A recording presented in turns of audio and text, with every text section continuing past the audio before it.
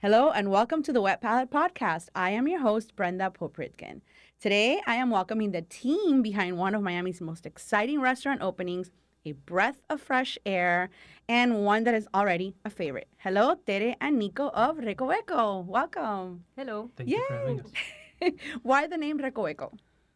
Um, I guess the space where the restaurant is a little bit of a corner, kind of hiding in South Miami. So we thought it was an appropriate name for the space. No? Yeah. We also, when we learned of the square footage, I guess we realized it was going to be relatively small, which was a good thing because we love going to small restaurants. We've, I think, always wanted to do a restaurant, and if it was going to be a restaurant, it had to be small. And so it kind of felt as we were designing everything, like everything was in a Recoveco, finding everything was going to be in its own nook and crannies and spaces. And it also inadvertently, I guess it's a little portmanteau of our nicknames, like Tere and Nico. Rico is, two syllables taken from both our nicknames, but it was an accident, so. It was a happy accident. Yeah. But it doesn't feel that small. It's small now that I think about it, but because of the height of the ceilings, Yes. it feels vast, but still charming enough, like Yeah. small. And the windows too help a lot because The you're very windows. connected That's to true. the outside. That's true. Yeah. Otherwise, it would feel more closed in. Mhm. You did a really good job. Describe the concept of your restaurant. What is it, and what can diners expect? Well, I guess we have a small menu with seasonal dishes that change almost weekly. I guess we want to have an option for everybody, so we have usually a cooked fish, chicken, beef, and some different appetizers. No? Mhm. And yeah, we want to focus on getting good ingredients, trying to highlight them as much as possible. And yeah, I also think it's a place where we wanted to try new things cooking wise, and we wanted the guests to feel like there was always going to be some change in the menu from the get go. So I think when people think of consistency, they think of getting the same thing every time, prepared the same way. But I think at Reco, at least, I try to think of a different way of being consistent, which is pushing the kitchen to always be a little better and trying new things. So we're kind of consistently inconsistent in terms of what's on the menu, but we've really, or at least I've been really surprised by people that have come in and really like that approach. Like we've been open for 7, 8 months, and we have people that have come in like 9, 10 times, and they come in because they want something different. They don't want the same thing. So to me, that was a very big surprise, and I feel like it's a very big part of the Reco experience to go once and then find something else that's different. Tell me what you think is a good ingredient. I know, expand on that. Um, that's a tough question, good ingredient, because sometimes it has to be something that speaks to you in some way. Um, Local fruits speak to me in many ways because I think it's something that it's not underrated, but a lot of people don't want to cook them with them because it's a fruit is naturally delicious. It's a little bit unlike anything else in the world. I have a whole thesis of, we humans don't deserve fruit because it's just so naturally delicious that we don't, the reward is so high for just existing. But fruits are something that speak to me, and it's something that we use a lot in the restaurant. Before we opened, there was actually I had to post it on the whiteboard of menu design, like fruits anytime I can. hmm I guess maybe, well, I like working with fish a lot.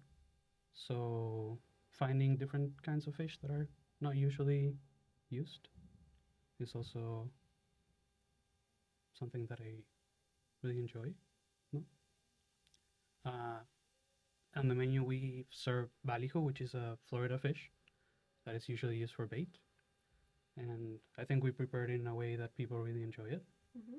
So I guess finding those ingredients that maybe are not so common and that people are not used to enjoying in certain ways. I also think there's many products that are good, but the products that come into the restaurant have to, I said already, speak to us, but they have to mean something in some way. When I go out to eat, I like trying different things. I obviously want the food to be delicious, but I don't want to go out for something that I could very easily make at home, if that makes sense. Mm-hmm. So when I go out, I want that kind of novelty. So I think for us, it is important to, if it's something as simple as chicken, it has to be kind of the best chicken that we have ever encountered. So you don't go out there? No, No, we do. We no, do. no, I'm But kidding. That's so hard. That's such a but hard bar to put on yourself. it is, and especially because I feel like I grew up eating really good food because my mom is the most amazing, person Oh, I love behind the hearing that. stove. Okay. So the bar was already very high, and so when I go out to eat, it's hard, to find imagine, somewhere that yeah. like gives you something new. And I feel like at Reco we try to give people something new, but still make it comfortable enough that you don't fear like there will be nothing on the menu for you, if that makes sense. Yeah, I thought it was really well rounded, and then you even finished it like your coffee. Remember, I don't know if you Yes. remember. I was like, oh my god, your coffee. Yes, yes, yes. That's yes. how often like nobody pays sometimes enough attention to it, and I could smell it. It was so No, good. I would say every little detail in the restaurant tells a story, even the things that are not there. They're Mhm. not there for a reason, and there's probably a story behind them, behind why they're not there. What does your mom think of the restaurant? She loves it. She better be a fan. She's a very picky eater, but she's come many times, and so she tries everything because she loves me. But yeah, they also have kind of high standards. Yeah, My I dad would think. especially, because he thinks he's been married to my mom this whole time, so the standard is high. But yeah, he loves many things. Mhm. Our friends and family, he came and he was like, I'm not so sure about this. But it was our friends and family, and he was like the toughest critic. That's what it's for, though. That day, Yeah, and then he came back and he was like, much better than the first time. And I was like, that's the whole idea, Oh yeah. my gosh, that's so cool. How did you find? And we're gonna definitely go back into the dishes and favorites and things you found. But let's go back a little bit. How did you find and settle into this space? Well, I don't think Ted and I were actively looking for a space, but Ted's brother-in-law is in commercial real estate, and he found the space at it was a good deal, I would say. No? He was like, no, you guys gotta come look at it. And Mhm. we're like, Mike, I'm not sure we're ready. We're like 2 spring chickens. Like, this is a big space. There's nothing in it. Yeah. Where were you at the time? We had stopped working at Itamae, Mhm. and we had decided to take like a month. We went to California for California. couple weeks. Yeah, we're kind of like deciding as to what to do Okay. when I guess that building came on the market, and he saw it, and it's very close to where he lives and my parents live, and I was familiar. Everybody's kind of familiar with that area. You've lived in Miami, and we're like, no, we'll go see it. But when we went to see it, it was nothing, nothing. like an empty space. It was Right. an empty space. And we didn't have a name, we didn't have a menu, we didn't have a plan. Nothing. It just happened organically. Like here, Mhm. restaurant, open it. It was right in front of Fox's, which I feel like, Has been open for a really long time. and yes. Yeah. Yeah. I'm also a big fan of like the Little Prince children's book story. And so the fox was a very good omen for me, but I understand that's not how people should make decisions in their life. But but It's the your life. location is Mhm. kind of like undeniably special, I think. It's your life. You follow whatever. Clearly, it worked out. So follow the little prince and follow your heart, right? So then, are you part of a hospitality group, or is this your own funded project? just us, yeah, friends and family that have funded the. That's amazing. And you have great support. Yes, Mhm. it's I don't have children, but people kind of describe having a baby as it takes a village, and I Yeah. think it's the same thing with Mhm. restaurants. It takes a village. Right. Yeah. So many people.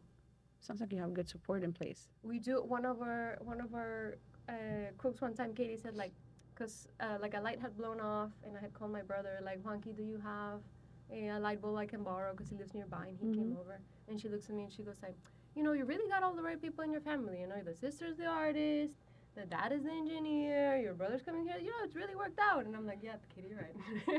We That's use everybody. awesome. My sister-in-law has come to host, and the only thing she asked for is coffee in return. But it is very good coffee, so I understand. It's a good deal. I get it. So on the heels of that, tell me about designing the interiors and what makes the wall art so special. It was one of the first things I noticed, besides the greenery when I walked in. Well, I guess for the space, we worked in really small kitchens before.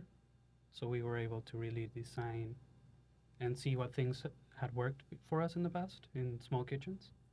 And I think we were able to maximize the space because I think it was a bit challenging, the layout, but I think we we made it work in a really good way. And I think we were involved in every part of the design of the restaurant, from picking the floors in the kitchen to like the curtains and even building the furniture. That was us too, And a kitchen from scratch. and kitchen from scratch. In every single millimeter of the space, I think like Counts. squeezed out Mhm. every bit of like patience and ability from my neurons. Like it was crazy, you know. And it looks spacious. It doesn't look cramped. No. But I think one of the big things that helped getting that very, you know, airy, comfortable feel was from the get-go, we did not want to put a wall separating the kitchen and the dining room just because the space was so small that it would have felt kind of like you were eating Very in a closed. fishbowl in a way. Because Yeah. like windows on this The side windows, yeah. and then a wall close to you, we're like, nah, that's maybe not what we want. And I think a big part of it too was because of building requirements, we needed to have 2 bathrooms that had to be a certain size. Mm-hmm. So that took off a lot of available space. I always tell people we're like 30% bathroom. But the good thing is that nobody has to make a line for the bathroom. So that's, the plus side. Mm-hmm. And the wall art. And the Mhm, wall art, mhm. my sister, Mm-hmm. Gabby Extraordinaire, she takes care of all of our plants, which I think is also a big thing that people remark when they go in. The space feels very like comfortable to be in because there's so much foliage, so many like plants, flowers, cuttings, things growing in the host stand, things growing on top of the speaker. So botanical art is the thing that I think she loves doing the most. Every picture of that wall was done by her. Even there's one of them that's kind of like little mosaic with IKEA beads. So everything on that wall she did. It was very important to me that kind of like the menu, the art would be hung on a gallery system, so nothing is actually attached to the wall purposefully, so that if she ever wants to remove something, kind of like the same thing that we do in the menu. If she wants to, no, I don't like this piece anymore, I'm going to put this guy in, she has the freedom and ability to do so. My favorite, I would say, is probably the one on the left. I hope that one never goes, which is a painting of the lychee tree that's in our parents' house. I think that one's particularly beautiful, and I guess, while I have the time on this podcast, though, she still owes me a painting to cover the Ooh. electrical panels in front of the bathroom. So if it's funny, we open, and I still have, like, the gallery rod with the hanging things to hang the art, but it was, like, 3 months after we opened, and it was, like, a blur, and I was like, those things are empty. She still hasn't given me this, and she's still working on it. Get to it. Yeah, Get to I it. need it. What? Older or younger sister? She is same parents, but she's 13 years older, and my brother's 11 years older. So I am the gift. Were you the boy? No. Supposed to be He, the boy. yeah, I was they thought baby. that was the baby. Yeah. It's good, but it's almost like I grew up with like a second set of parents too. Yeah. Sometimes my mom would say yes, and Gabby would be like, no, I don't think so. So it's a pro and a con. I like it. What dishes have emerged as diner favorites so far? I guess from the beginning, the beef tongue was a bit of a surprise. A The lot of people. one dish out of I had 8 out of 10, and that's the one I didn't have. I think it was Ah. a little not surprising for a lot of people to have beef tongue on the menu when we opened, because it's maybe a bit of an unusual product. But I think a lot of people enjoyed it, no? And I think we brought it to the realm of things that are known, with chimichurri, which is something that a lot of people know, and a cider cracker, which is also very approachable.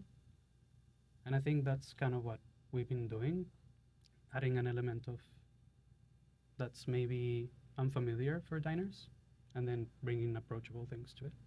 No? I think the chicken has also been very popular. Mm-hmm. Tell us why it's important to have the claw on it, the foot on it. I think we get the chickens whole, and we want to showcase how we butcher them in-house, how it's a different kind of chicken. It's not the chicken that you usually get.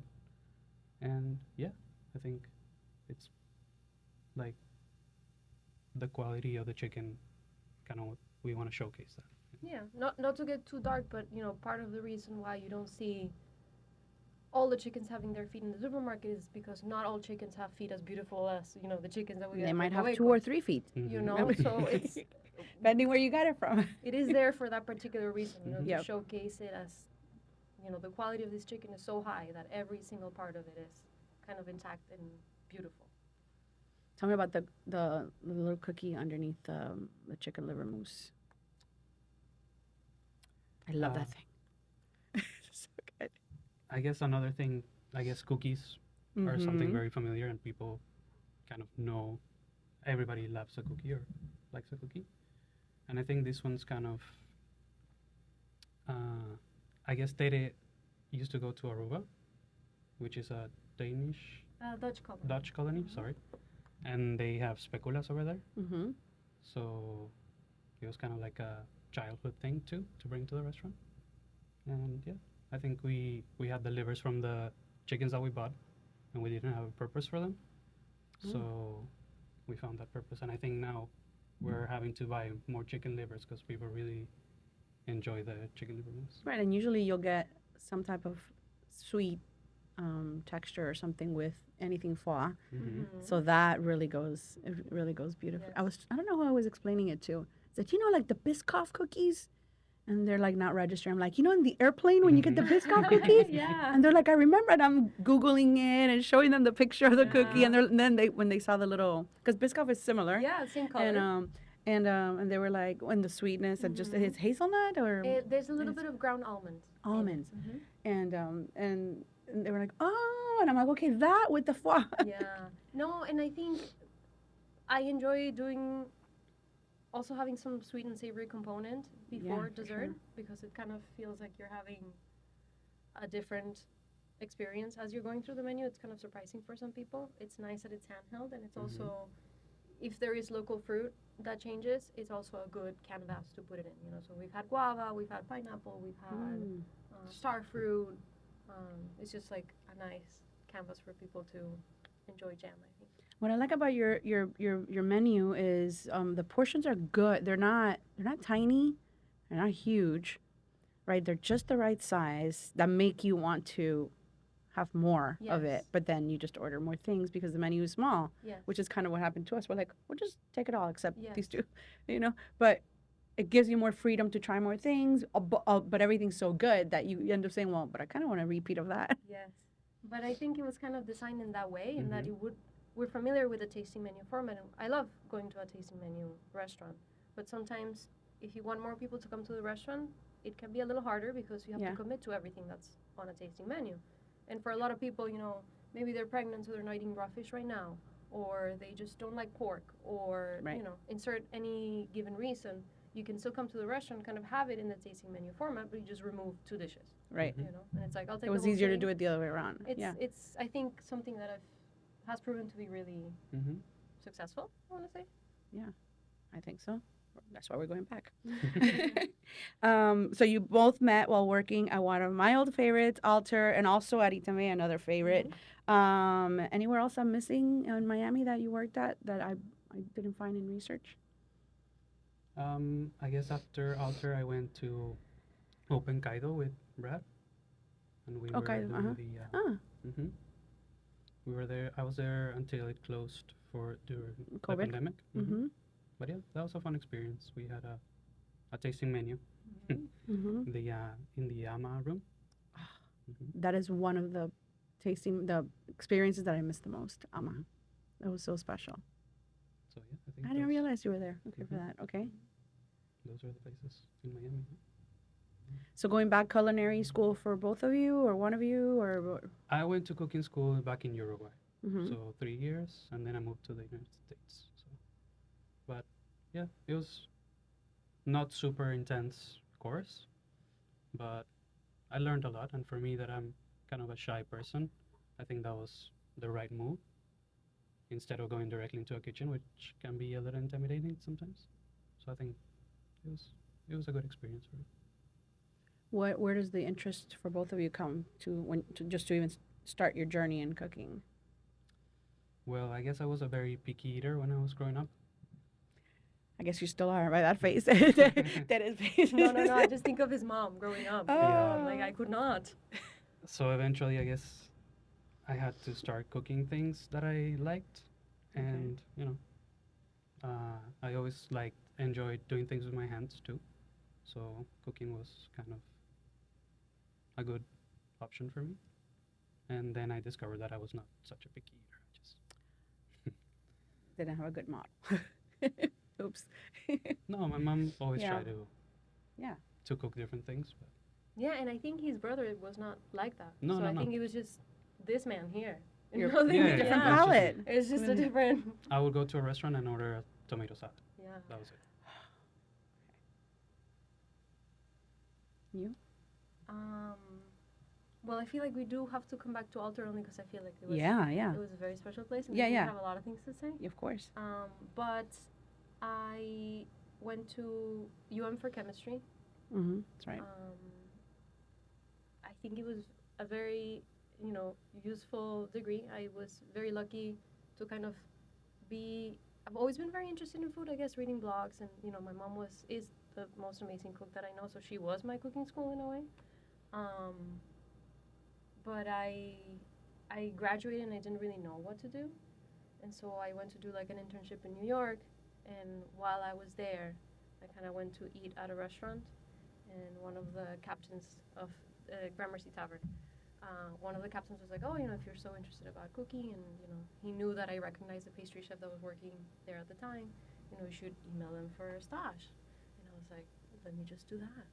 And so I emailed them. I actually found the email, but I will not read that because I feel like that would be like meta embarrassment, like reading an old email in a podcast. But I guess that's how I got into it, was just asking for A stash. a stash. And But I then, was very green and it was not. well, yeah. Hence the stage experiences, Oh, which yeah. they're eye-opening and not for everyone. I remember in the hallway of Gramercy Tavern, and Michael Anthony, the chef, was there, and I guess at some point, I said hi. He said hi, and he's like, where are you coming to us from? And I guess he wanted me to say the name of the restaurant, but the only thing I said was Miami. It's the only thing I could. That's where It's I the come only from. thing in the universe. It's Wow. the only thing I know.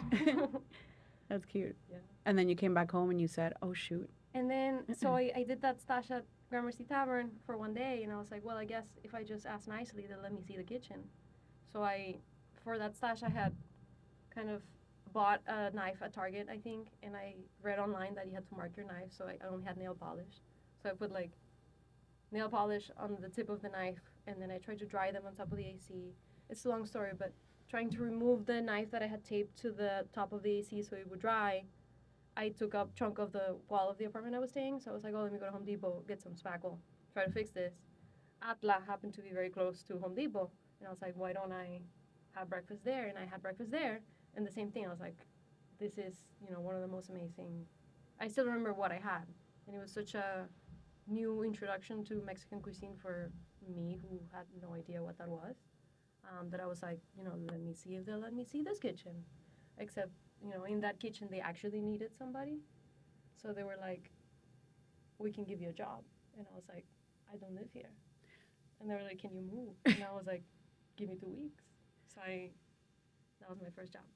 I love it. So adventurous. Do you still have the knife I still have that knife. framed? No. No. You should I absolutely should. frame I it. should. So yes, so my next question was, and I've said this before on the podcast, but I think it's just such a shame that the Michelin Guide came so late and Alter missed out on that and everyone involved. I felt strongly that it would have been our leading star at the time. So tell me about the experience of working there. I was a regular. I used to go all the time. Well, for me, there was a little cart they had outside for the bar, that they were making bar food and they needed someone there. So I started working there, but I really wanted to work inside the kitchen, but there was no... Talk about a tight kitchen. That was pretty tight. Yeah, that was a small space. But there was no open positions inside. So whenever I could, I would try to sneak in the kitchen, and they would let me maybe help plate something, or I would see how they were cooking. And then a position opened up inside, and I was the fish cook for a while.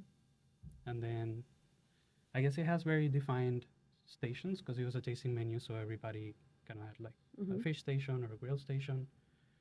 And yeah, I moved from the fish station to the grill station, back to the fish. I did a little bit of everything there. But it was a really great experience. There was a lot of great cooks in that kitchen. Um, I feel like a lot of people that now have restaurants in Miami also have worked Mm-hmm. there. And yeah, it was very much a learning experience for me because I was not familiar with kitchens in the United States and kitchens at that high level. There was a lot of like equipment, ingredients that I had never seen, A lot of toys. a lot of toys. So it was really fun and it was also very meditative. Mm-hmm. Yeah, I don't know. I feel to this day, and it's not a favorite thing, but I think that period of working there is a time that I remember very fondly. It's just, it was a very special place with immense amounts of special people. I've never been a very like social, close group of friends person, but I look back on it and I still have pocketfuls of people that I got to meet through it. Some of them are still, the most amazing hospitality professionals in Miami. Some of them are stages from the Philippines that I still talk to. Like, it's just, I don't exactly know what gave rise to it, but it was just the people that made up that team while that restaurant was open. When I was there, when I wasn't there, I think there was a very special quality to them.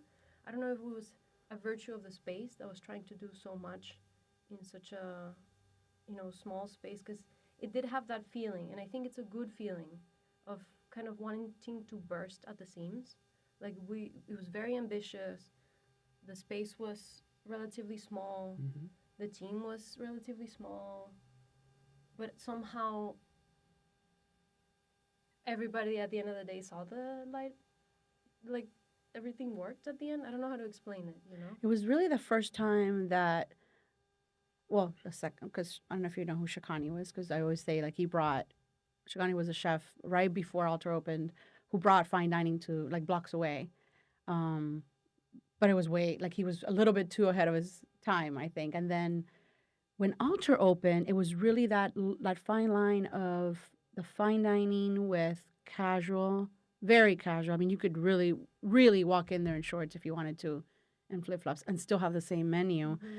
And Miami was finally drawn to that, and that was the first time I think Miami was very eye open. One of the first times that the eyes were open and like, this is special. It doesn't have to be what people always thought at the time of fine dining, right? Like stuffy or snobby or white tablecloths or things I still particularly love, the white tablecloth part. But it was, that to me was always going to be that's the way Miami understood fine dining for the first time, getting a tasting menu, the bread course, all the snacks, everything in the beginning. So it was special because it was also a time in Miami that Miami was ripe for it. Yeah.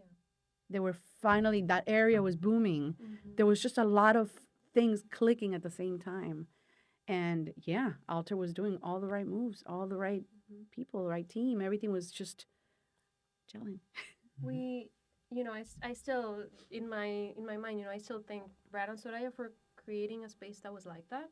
And I think about Recoveco, not in the same terms, but I hope, somebody like me can one day look back of, I worked at Recoveco and I came out with so many, new things I learned and great people that I met, And you will. And just a couple of weeks ago, I had the team from Entre Nos here, and we also talked a lot about the whole their altar experience. And I met Evan there. yeah, right. And Evan, and then also Pedro from Uh-huh. Kojin. Pedro's also there. So it's this whole new generation that's like now, like, okay, now it's our turn to shine. Your turn to shine.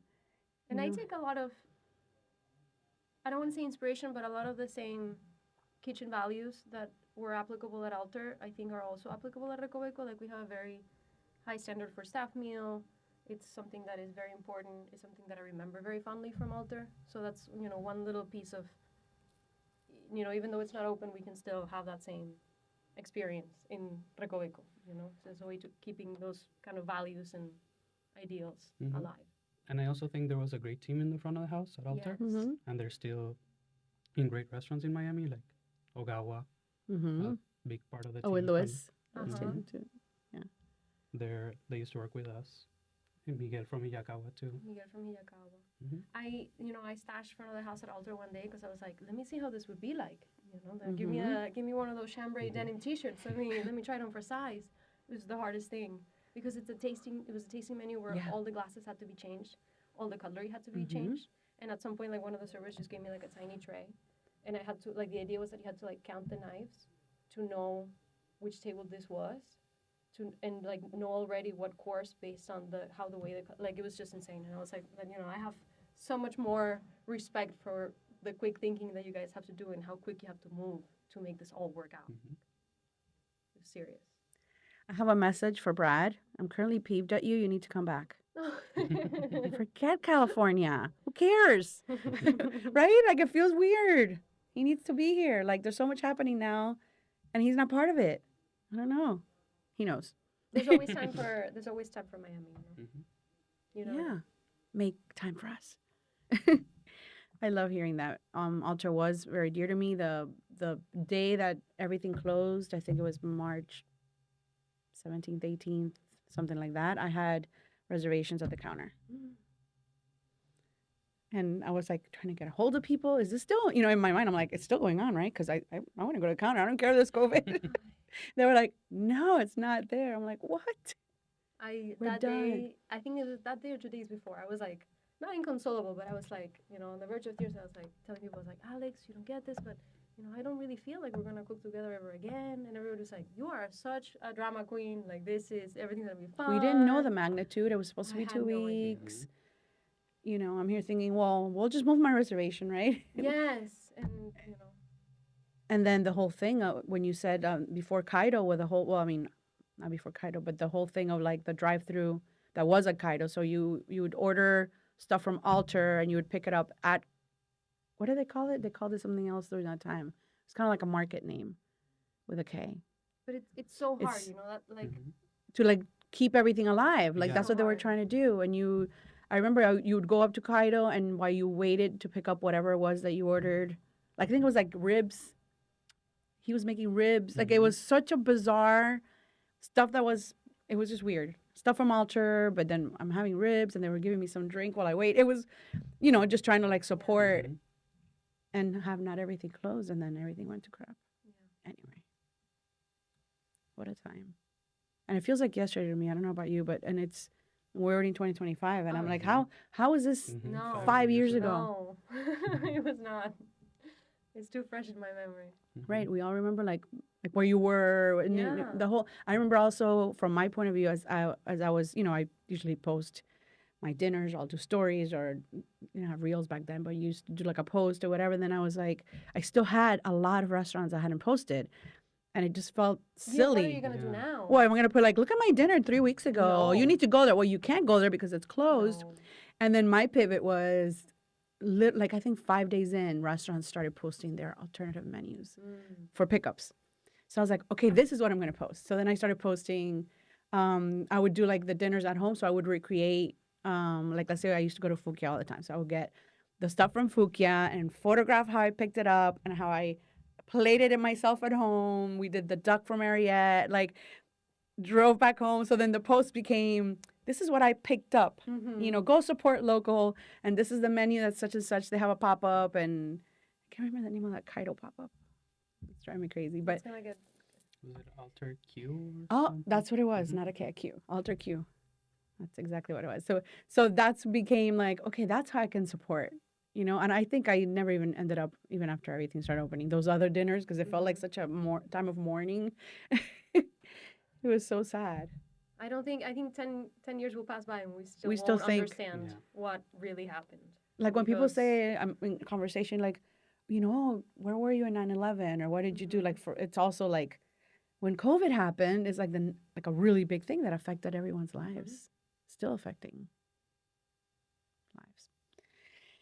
What motivates you daily? What motivates me daily?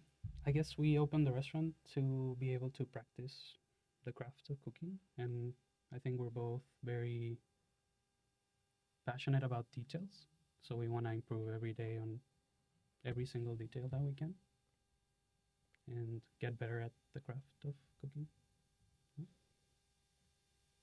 I think that came up a lot in construction. Maybe we are too passionate about details and standards. But yeah, I think what gets me excited in the morning is hoping that someday, not that I don't know what Recoveco is, but I really don't, in a positive way. I think there's a great Susan Sontag line that says every style is a mean of insisting on something, and I just think if we're open every day, we go to work, or the days that we're open, we go to work, we do our best. I'm excited to see what the restaurant will become, and I don't mean that as in what people will think of it or if it's gonna get anything or not get anything, but it's just I just want to see where it takes. What this work will. How the story unfolds. Yes, because we don't, when we opened, it's not a certain type of cuisine. It's not from a certain time period. It's not from a certain location. It's just like Nico is saying, us just wanting to get better at cooking, and I think of myself as somebody who doesn't know a lot. I try to learn more every day. I'm a curious person, but I think there's so much more that I can learn, that it's exciting to me to see, wow, in 10 years, 20 years, or whatever, what will this restaurant be? Yeah, you'll look back and think, I can't believe I did that. Even though right now everything's great, but things as you evolve, I could see that. OCD. Yeah. They're like, yeah. but one thing that really helps I don't know if it helps it, but I think we are very lucky in that we have a team that understands that the vision is to get a little better every day. And so they know that the standards will just naturally get a little bit higher because everybody wants to be better and everybody helps each other be a little better. So I think that helps the OCD a little bit. Also the fact that kind of we were able to design the kitchen, so I know the heights of things and I know where things should go, and that also helps it a lot. There's kind of sometimes I get very stressed, but I will go, pull something and it will be kind of at a great height in the perfect location, and I'm like, yeah, at least there's this, there's the fact that this is in the perfect place. And rather where you naturally reach, it's there. Yes. You don't have to find a stool or. And I will remember through 3 months of millimetrically trying to measure things and measure the height of the outlets versus when the floor gets poured, when the stainless steel tables get built and things like that. That really helps, knowing that the space was designed for this kind of stress. And you must have running list all the time, right? Of things to do. You finish it, but you're never done. And you're always your wheels are always turning. The restaurant is not built, is what I tell people. We build a restaurant every day. Every morning when there's a new service, that restaurant gets built. I still have projects that are, let's say, construction related, of things that I think could be better in the restaurant. It could be, the temperature of this light, or it could be, something in the corner. But it's something that will never be fully done. At least I don't think in my mind. It can never be fully done. There's always something to improve or change or... And I wish it weren't that way for my own mental space. But that's how I see it. I applaud that. I think you've taken on, it's such a huge project that came organically. I think you've are doing a great job with it. And again, like you said, spring chickens, but you don't, the product, what you're putting out is not like spring chickens, We hope so. We're very critical, so I think there's much room for improvement. But the details was something that I think, now that we're open, I really do think people appreciate. All this time that we spend, making our own aprons or cutting camera filters so that the lights outside would match the yellow of the sign. I feel like people really have enjoyed that kind of attention to detail. The cutlery rest being done from the leftovers done from the counter. All those things that I thought people would never remark on, they do.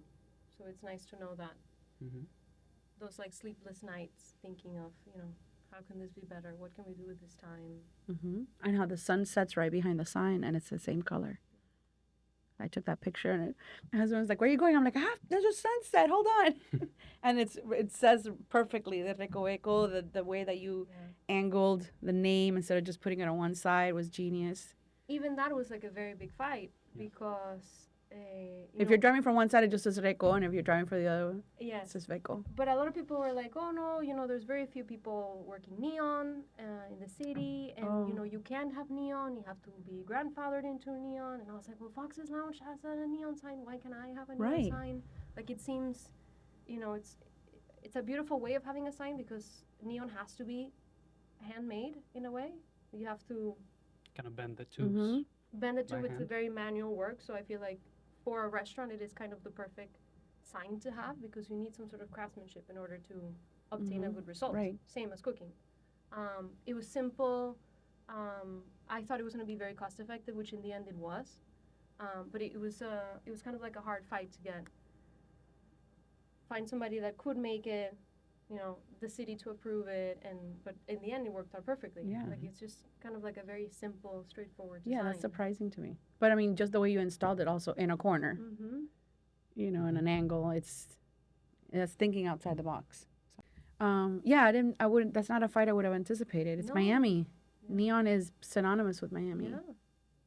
I think everything was a fight in Everything the was a construction stages. And it's hard because Construction's hard. Mm-hmm. it's so, I do not wish it upon my worst enemy, except maybe construction. Oh, no, I'm kidding. What was the time from when you said, okay, you went to see the space? No, I liked it. We're doing this. Oh my God. From there to like opening day. I think we saw the space in like October 2022, 2022. and we thought it was going to open in December 2023, Which means June. which meant June, July. So, but I think it was especially hard because when you work in a kitchen, you obviously have high standards. But in construction, it's a little different because, I would show up like a mad woman being like, well, in the kitchen, it's make it nice or make it twice. But if the onions are cut the wrong way, you can use them for family. But if, $2,000 worth of tile is installed the wrong way, Mm-mm. You have to make the best out of it because it's already, Mm-hmm. material that you spent on. Speaking of. So it's very different, having that kitchen mentality and those standards and translating them into a completely different field. Yeah. Was very difficult. Very difficult. Phew. When you got that certificate of occupancy, you must have been like, yes. Yes, but it was also very scary. No. Well, I feel like we you- really are doing this. Wait, Yeah. can we just go back to fight about the light? Hold on. And I guess you never feel prepared to open. It's Yeah, I could see that. It's like, I don't know. Like you feel like you need to learn so much more, or you want more time, but at the I same still time you want have, more but you still I have to get do it. it. No? So And then your time at Itamae? I've always loved that kind of train of flavor, of just A lot of I don't- acidity, high, I high don't really citrus. want to call it hot weather food, but when you eat something refreshing, and I feel like you can find that same feeling in Mexican food as well. So I think it was a very fun transition going from, Mexican to modern American to Peruvian, because in the end, making dishes at Itamae, I always saw it kind of like a Venn diagram, where it was kind of like doing homework, which is, I find fun. But it was kind of, you have something that is Peruvian, you have a circle that is Japanese, and you have something that is Miami. How do you craft a dish that sits at the center of those three circles? And it could be something that used, local Miami product and had kind of like Peruvian flavors, but it was presented in a Japanese aesthetic, It was just kind of fun. And I think some of the dishes that came out of our time here, they always kind of live in that three-tiered Venn diagram. So I think that was fun. yeah, I think we learned a lot about working with local ingredients at the time too, like local fish, local fruits. We work with local farms. That's where we met Tiny Farm, Roberto from Tiny Farm. I Yeah, also and think- I think Oh, no, you go Yeah. first. that we made we met a lot of great people that worked at the restaurant too, and some of them are at the restaurant with us right now too. Yeah, I think I was going to say the same thing, but one of the big things I was going to say that's where we met Shannon, which is such a big part of the Recoveco experience. And, at first, Nico and I were there, then she came in, and I've never told this to Shannon, but I remember when she started, she was, I think, 24 years old. She can correct me. But she was essentially the age that I was when I started cooking. And I just remember feeling so impressed by, the confidence, her can-do attitude, just her professionalism. She was, 24 years old. And I think that's something that I very much took with me. And I mean, to this day, Shannon is like an integral part of the Recoveco experience. I met her at Ariette. Mm-hmm. So she came from that training of like that mind of like discipline and she loves what she does. And she's you know. excellent at it. And I think also at Itamay, one big part of that transformation of that restaurant was that it was a kind of like a counter quick service thing at the beginning. And I think thanks to Shannon, it kind of became the kind of restaurant with the kind of service that could compete in any city, if that makes sense. And I think she was a huge part of that transformation. I remember I didn't know she had left her yet, and I walked up to the hostess stand. She was there, and I'm like, "Hey, didn't I just see you last week?" You have 2 jobs? she's like, "Well, things change." I'm like, Yeah. "Okay." Yeah. Yeah, But super talented. That was a good get. Yeah, and she has a great palate. I does. drank my dinner at Recoveco. I trusted her to bring the wines for me, which we rarely do. No, and the Usually arrangement bring in. with Shannon is she has carte blanche all over the wine menu, Yeah. and the only thing is, she's inspired by how, unique the food is, and she brings the same thing to the wine list, and that is, like, there's no, I don't want to say, like, there's no internal work to be done, but it's just, like, a very natural working relationship, if that makes sense. And she loves, like, for diners who love pairings or who love wine, also, she's great because we love geeking out as much as possible, and this wine and that wine and why and where, and the whole point of it. And she'll give you as much or as little information as you want, And without making it intimidating. It's all approachable. Yeah, and I think she also has a great ability to, I don't want to say like focus on the positive, but I can think of this table that we had that really wanted Spanish wine. And at the moment we had no Spanish wine. And, I remember hearing the conversation, and at the end I was like, "Oh, Shannon, how did that go? What did they end up happening?" And she was like, "Oh, don't worry. They're obsessed. Like, don't worry about it. Like, I gave them something fantastic." Which is, one of my worries because, we try to do our best, but we don't have, because of the space, we don't have everything under the sun to kind of please everybody. Right. If you end up... Yeah, I mean, what kind of cellar are you going to have? Like, how huge can it be for now, We can't, it has to really be curated in order to make sense, because if not, it's going to be too much, and it's not going to be to the same standard. But even what she had by the glass was really interesting, too, Yeah. so I'm a fan. What are your strengths and weaknesses together? I guess strengths, we have sort of different personalities, no? So I think we complement each other very well. Mm-hmm.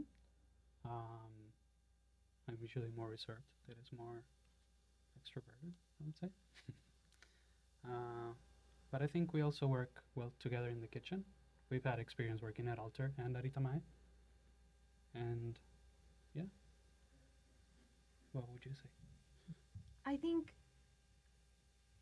not that we have different preferences or different palates, but I do think we enjoy eating different things, just naturally, just like the things that we like to eat. Mm-hmm. Like, not to generalize, but I think Nico's a very savory, umami, meat person. I could eat, sugar and Fruits. and acid and things that are, crunchy my whole life, So it's just like two very different approaches to a palate. And I think that allows us to always critique each other from a different perspective, which I think is important, I think I know I am a far better eater than I am a cook, and I'm a far better reader than I am a writer. And I think at the end of the day, that can be a strength. But I think coming from it with a different palate allows you to critique somebody else's efforts from a different perspective, which always helps. And I think we also have, I think Nico's maybe more of a confident cook, and I'm more of a, I need to make sure this works 10 times in order to put it out. So it's kind of like a very different approach in many ways. I think if we were too similar, it would be much more difficult. Right. It's more like a yin and yang. Mm-hmm. And I think we're both very curious people. Mm-hmm. So we like to read a lot of cookbooks. We watch a lot of videos too about cooking and restaurants. And I think we, like Tere said, we have different interests. So, Mhm. but we're both kind of approach it with the same intensity in a way Mm-hmm. and passion. Yeah, it's very odd, because we spend a lot of time together, both Right. in and out of the kitchen. But I just think it naturally works. Mm-hmm. I don't know. What is the formula to making this work? I don't know. I don't know. I'm still figuring it out, and I've been married 25 years. I just think you have to switch out who does coffee in the morning. Maybe that's the secret. And the fact that at least we both like I coffee make in the the coffee morning. on our days off. Yeah, that's the deal. I make it on the days that we work. He makes coffee on the days off. So it's Balance. Mhm. balanced. There's nothing like getting coffee brought to you. No, That's that's what I mean. Like I don't know why. There's something about coffee. It's like a transcends all laws of reasoning. But like when you make coffee yourself, it does Yeah. not taste as good as when somebody makes you coffee. Yeah. I don't know. And what they the bring it to you. It's science- like, here, I'm I- bringing you coffee. I don't know what the science is behind it, but like when somebody brings you coffee, it is so much better. I don't know. Yeah, I don't know. And it's also fun to work with somebody, like not only see yourself as, I don't want to say like a leader, but somebody that has to make it work, but you see somebody in your same position and so you can learn how they're dealing with it. I don't know. Yeah. It's very good to share responsibilities. I would not be able to do this alone. I think it would be too much, Mm-hmm. you know? Yeah, yeah. You guys are too cute. Who do you think's the greatest chef of all time? The greatest chef of all time. I don't know. I'm gonna give that the chance to answer first. 'Cause Oh, I don't know. I really like that. There's like an Ayrton Senna quote that's like, "I have no idols. I admire hard work, dedication," and but it's a very good quote. It's just someone who, or it doesn't have to be of all time, just someone who like you maybe find yourself going back to watching a video or reading about, or when they're mentioned, you're like, yes, they do deserve that award. Or yes, it doesn't have to be someone, national. It could be Well, someone local. It's whatever. I It could be your actually mom. It could be- would ask this question to all the stashes that we got at Alter, just because it's a good way to know how people see food. My answer was always my mom. When they would tell me, oh, Yeah. Thomas Keller or whatever. Right. My answer was always my mom because that's my number one. I do think she is the best cook because she's not somebody that has to go get things in order to make excellent food. She can just look at what she already has, make something that is zero waste, and it be the most delicious thing you've had in a month. So my mom is my answer. But I do think, I guess I'm a very big fan of Elena Regadas, if I had to say. She's like a Mexican chef. She owns Rosetta.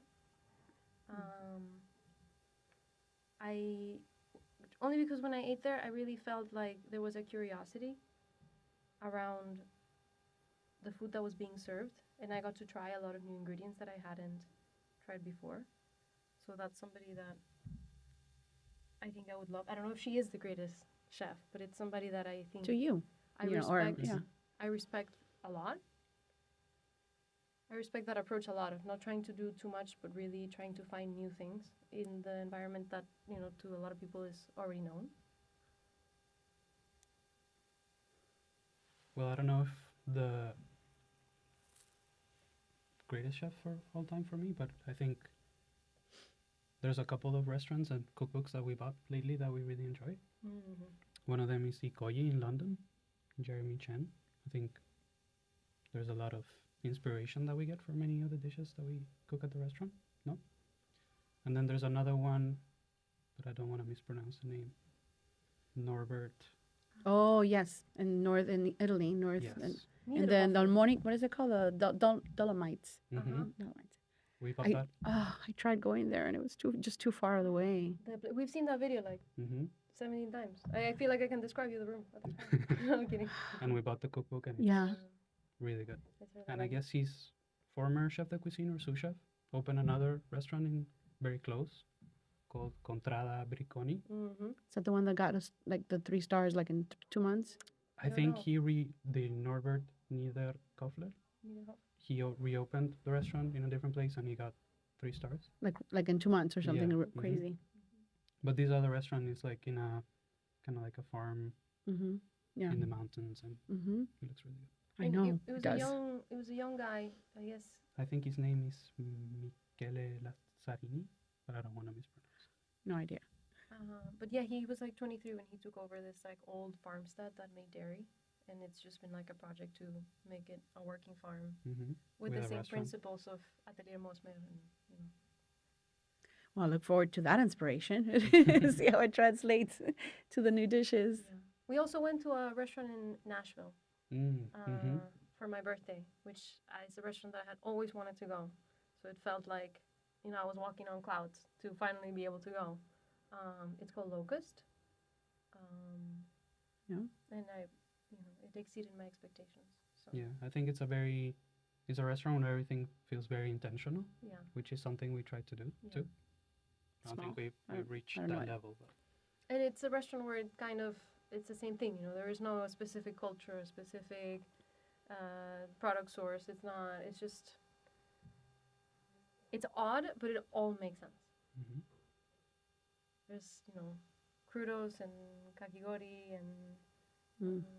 crumpets, and in the end it's just delicious, and you're just having a great time. And I could drink a Guinness because I guess the chef loves Guinness, and he had Guinness on the menu, so Mhm. I was a very happy birthday girl.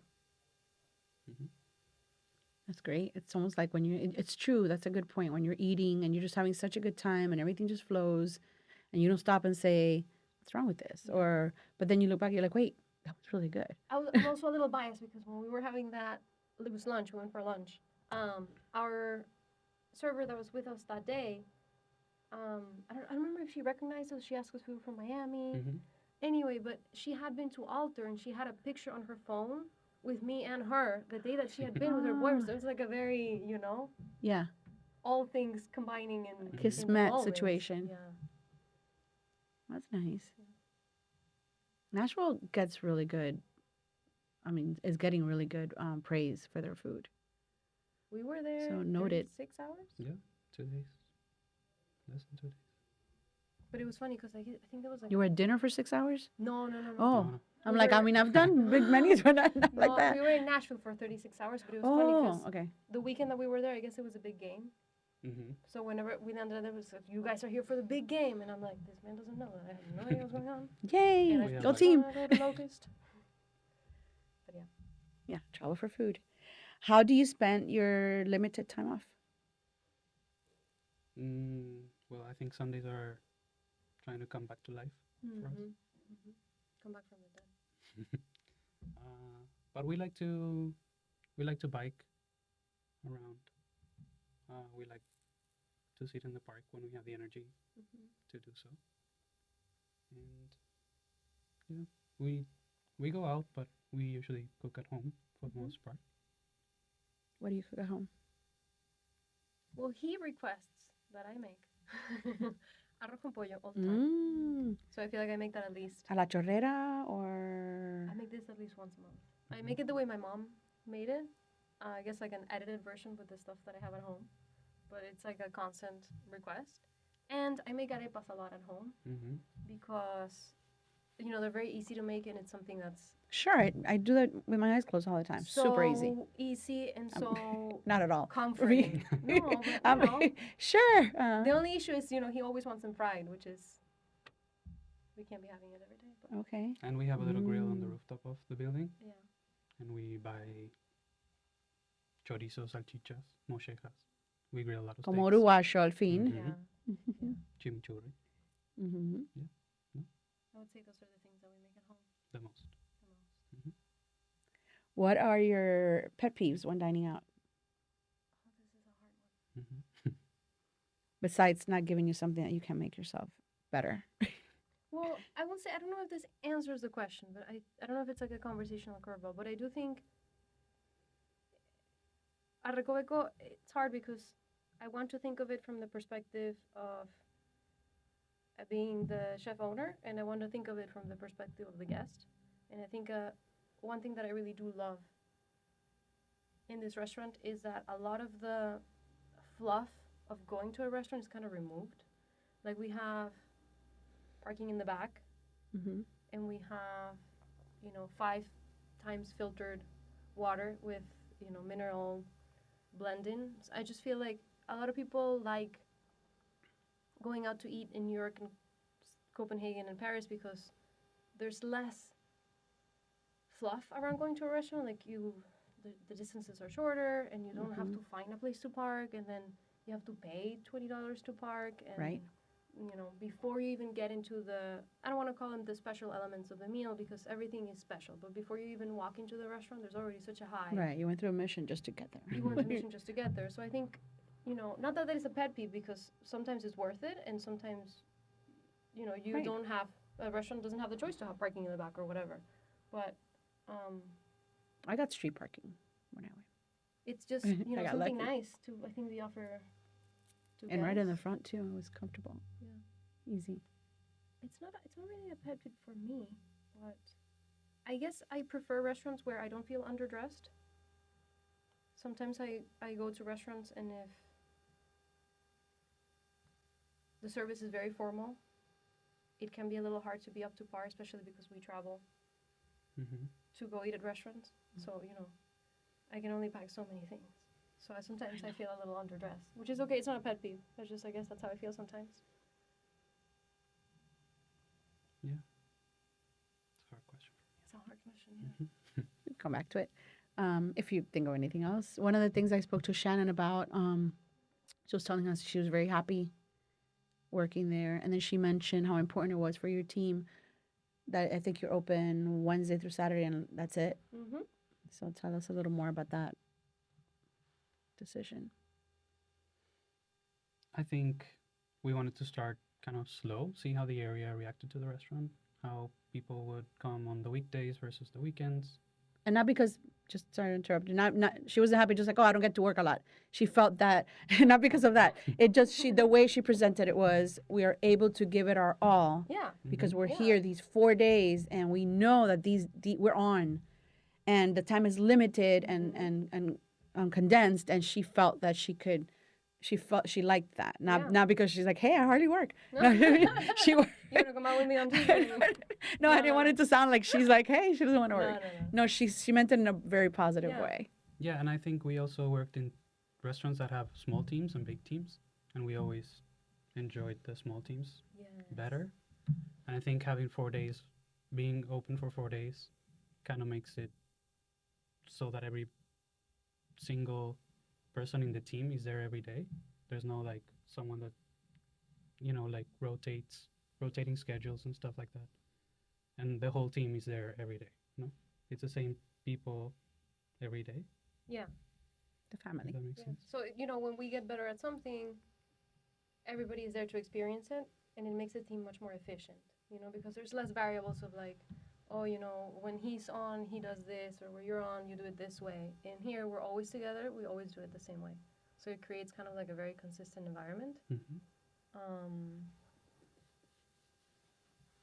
And I think I think about this all the time. I think that's another important aspect of us being very big on family meal is that it's an important time for the people that work in the restaurant and even us to enjoy the space that we work so hard to maintain and keep clean.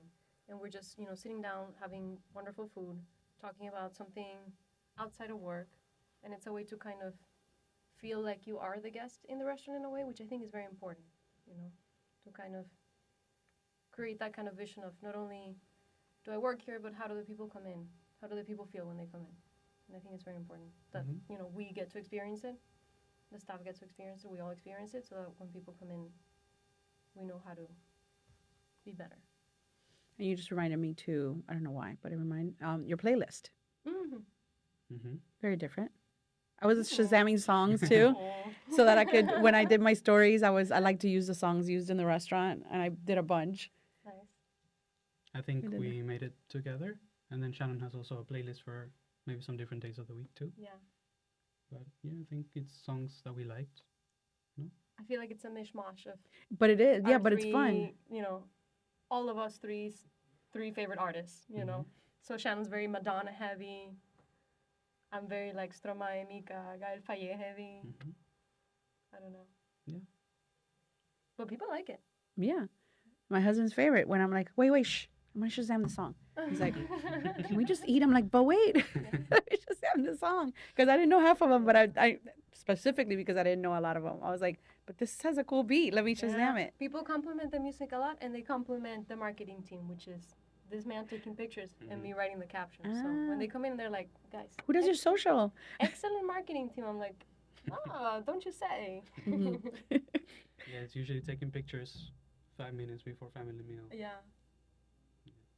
and posting them when we have time. It's a lot of work. Mhm. It is. What are your long-term goals for Recoveco? I think just get better every day. Getting the details better, exploring new techniques, new ingredients, and hopefully, like Tere said, maybe it's giving the people that work there the experience that they deserve. No, like when we worked at Alter, I feel like everybody felt like they learned a lot, and we want to make sure that that's also the case here. No? I don't know if there's other goals too. I mean, we want to open another day, but I think we want to take it step by step. Right, not rush Get it. get really good at the 4 days that we're open, and then when we feel confident, expand a little bit, no? But not too much. I guess the counter too is something that Mm-hmm. we want to get activated, but it to me almost kind of feels not like a second restaurant, but it's just as important, or it feels just as scary as opening for the first day. So we want to make sure we get it right. How many fit in the counter? 4 max. But when we start doing it, we might start doing with 2 chairs, 2 seats, Right. 2 seats a night, and I think we'll do like a tasting menu. Mhm. A slightly different experience than what you would get Yeah. sitting down in the dining. That's a lot too because everything has to be simultaneous going, Mm-hmm. And but we also fun. we also want to make sure that the kitchen has a part in the service, Mm-hmm. in the counter, so they bring the dishes, explain the dishes. Right. It's something that we already do. Mhm. A lot of cooks. No, we have We have 2 cooks. cooks, but they're wonderful. Katie and Sophia are, Mhm. capable, talented, smart. They're, I think, exactly what we needed for the space. I think Nico mentioned it before, but I think half of our staff had worked with us before, and literally half of them came to us from the heavens. And I just think Katie and Sophia are amazing. Fifi, Esteban, and Julian are out of this world. And I think keeping the environment challenging and keeping them engaged is kind of something that I want to keep working on as the future of Recoveco. Mhm. Is there anything I haven't mentioned already that we didn't talk about that you want listeners to know about Recoveco?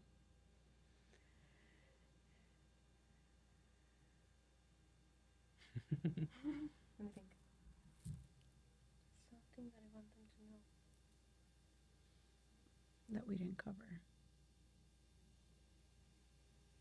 I want my guests to always leave here feeling like they had the floor. Or anything else you want to say? I mean, we talked about a lot, but still. I don't want to say that.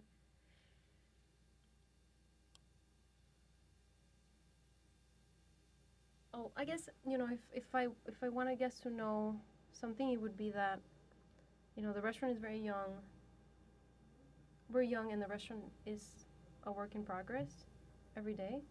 But I know we are not in the center of anything. So I am really thankful for all the people that do come visit and all the guests that we have had that return. It really just means a lot because I think before the restaurant opened, we were deathly afraid that people were not gonna show up and that they weren't gonna like it. We actually had those two different fears. Like he was like, "Oh, they're not gonna show up," and I was like, "No, they are gonna show up, but they're not gonna like it. And what are we gonna do?" So I just want to say, to everybody that has ever come in and that has ever returned, that you have no idea what it means. That people come in, they eat the food, they look at Gabby's art, they, talk to the team. I have no words. It means a lot. That's great. I'm guilty of taking a little longer to come in. It's okay. I know where it's No, it was there was just so much hoopla around it, and in Miami everything's hoopla, right?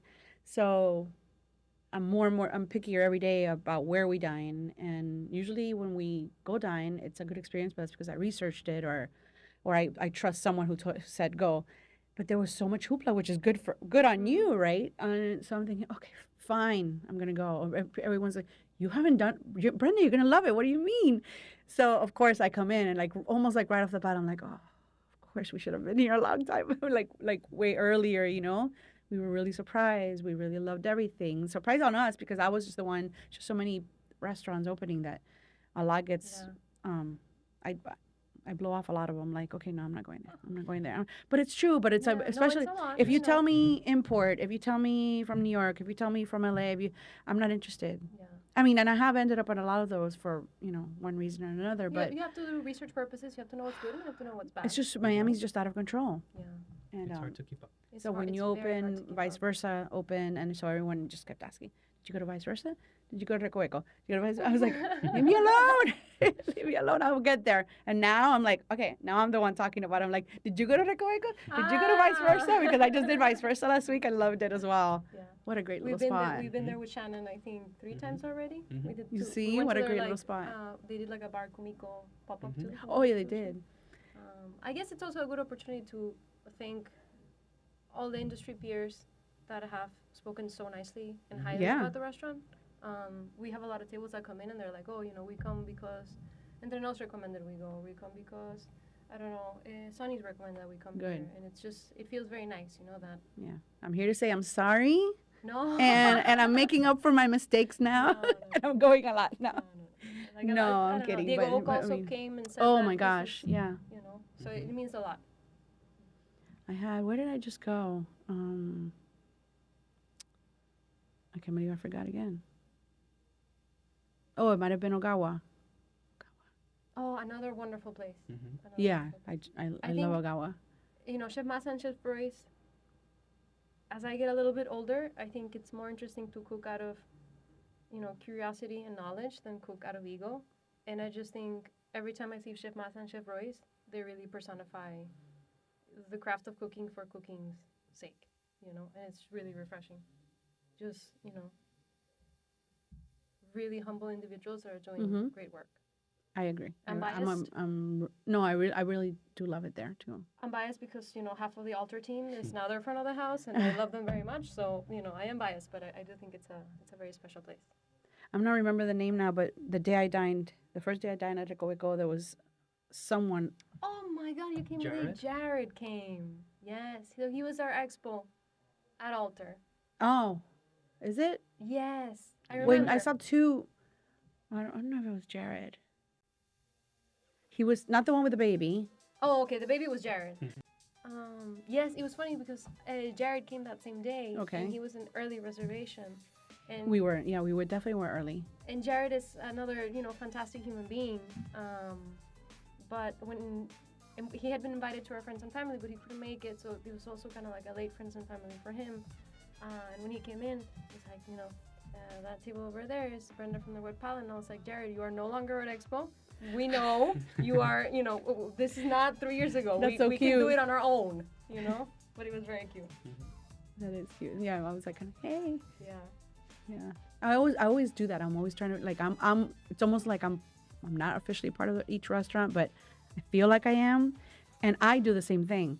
I will say, hey, do you know that table, that person is so and so, and a lot of times they don't know, because everybody takes pictures now and everyone, but I will make sure to say, hey, that person was doing this or saying this or asking this, like let's say someone I think maybe from the guide or something like that. I'm always like, hey, pay attention to that table, you know? So it makes me, I don't know, I feel for, Yeah. I want the restaurant to know in case it's something like that, you know, that, not that everyone should, you know, as we know, should be performing as they perform, but I want people to know, just in case. No, more information. That day was funny. Jared was like a flashback. I was like, no, Jared, this is not 3 years ago. We got it. Oh, that's very cute. I love that.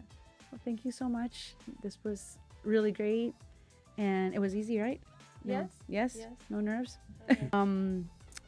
Thank you so much for chatting with me today. And thank you, the listeners, for tuning in. Until next time, cheers. Yay. Bye. Thank you. Se acabó. That's it.